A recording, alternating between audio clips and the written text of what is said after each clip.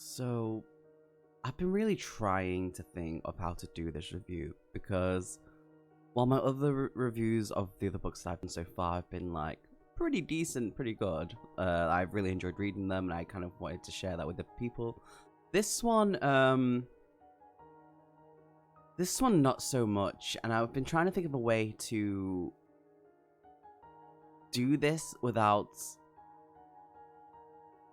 I don't know, upsetting people, but there's only one way to really do this, and the main thing about this is what I've said from the get-go is being honest. So I'm just gonna dive into this. So the story of Beneath the Rising is basically there's two childhood friends, one named Nick, one named Johnny. Johnny, also known as Joanna Johnny Chambers, but she goes by Johnny, is like this child prodigy. I can't even say the word. A genius of scientific thingamabobs.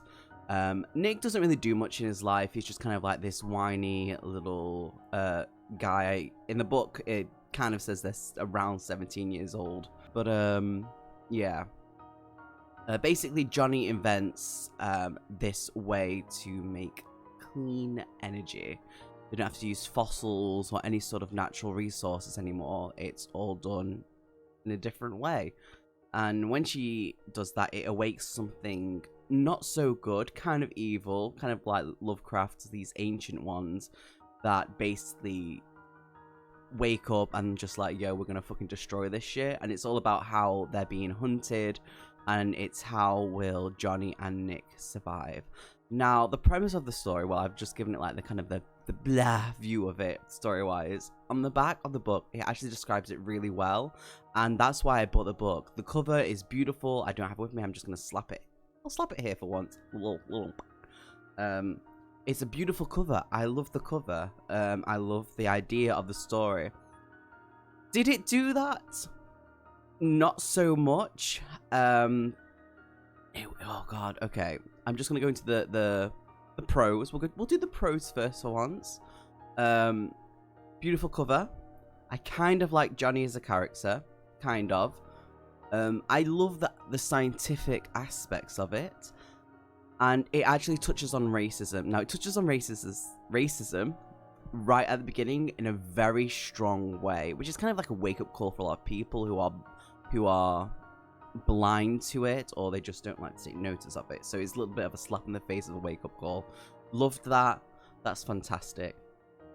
That's really all I can say about the pros of the book. I'm so fucking disappointed with it. So disappointed. And this is why I don't buy series as a set. Because I know there's like another 2 books. But yeah, let's go into the cons. So right from the start, it was very hard to read. Not because of the racism, but more because of the way it was written. It was so chaotic, as in, not chaotic as the way that something was happening, but chaotic that it was a mess in every single way I could possibly say. It was so hard to read. When the 2 characters were talking, it felt really awkward. I felt like I was just this third wheel to these 2 random people who kept telling inside jokes that never is explained and just falls flat and is awkward. I felt really weird about it. It was not a good time. Spelling mistakes. There were so many spelling mistakes for me, and probably some autocorrect in there as well. That I would class as spelling mistakes, because some words were just like changed randomly. It's not like you can't mix banging and barking. I assume it's just an autocorrect thing. But there's quite a lot of them throughout the book. The scientific babble, it's okay. Some of it was real.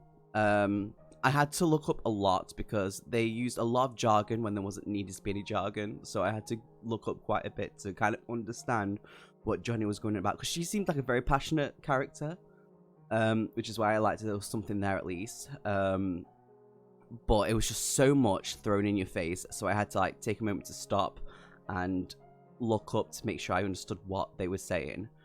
They used big words, just randomly. They used big words just for the sake of it. They used it in times when it wasn't needed at all. Sometimes simple is better. You don't have to go the full length. You know what I mean? Nick Nick is very whiny. He has one note throughout the whole thing, and I hated him with a passion. Whiny, didn't do much. Say if this person was a friend of mine, I'd say they were a pretty shit friend. And that one note of the whining is also how they kind of liked Johnny, but it never bloomed, and they just kept mulling on it over and over and over and over again.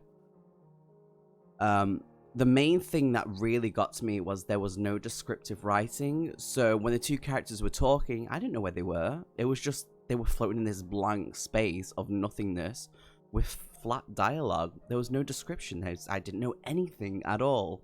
Nothing descriptive-wise. And that really annoyed me. I struggled so much.